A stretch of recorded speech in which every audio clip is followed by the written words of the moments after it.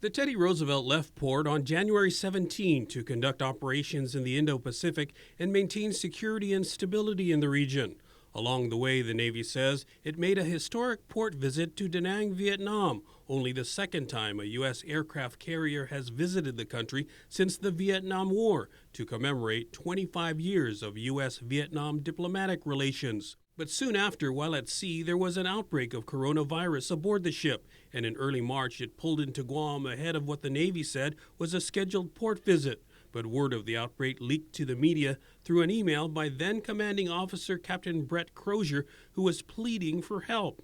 But Acting Navy Secretary at the time, Thomas Modly, pushed back, even making a personal trip from D.C. to Guam, where he berated Crozier in an address to the crew over the ship's PA system. It was my opinion that if he didn't think that information was going to get out into the public in this information age that we live in, then he was A, too naive or too stupid to be the commanding officer of a ship like this. The alternate is that he did it on purpose. And that's a serious violation of the Uniform Code of Military Justice. Modly would later step down after heavy criticism in Washington about those remarks.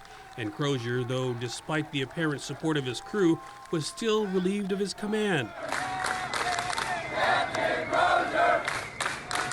Captain Crozier! Captain Crozier!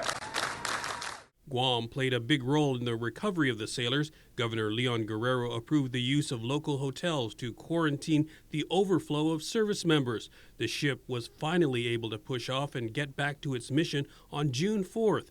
But the fate of Crozier was sealed after a further investigation by the Navy. Chief of Naval Operations, Admiral Michael Gilday. And it is my belief that both Admiral Baker and Captain Crozier fell well short of what we expect of those in command. He thought that the accommodations in the gym with the beds 6 feet apart, he didn't like that. That's one of the reasons he didn't send people ashore at speed, because he wanted the hotel rooms. The reason why Crozier sent the email was because he felt when he sent it that we weren't moving fast enough on the hotels. But based on what I just said, those wheels were well in motion.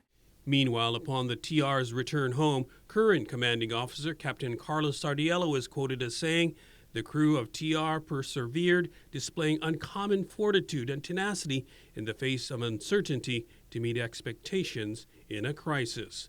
For Guam's News Network, I'm Nestor Lecanto.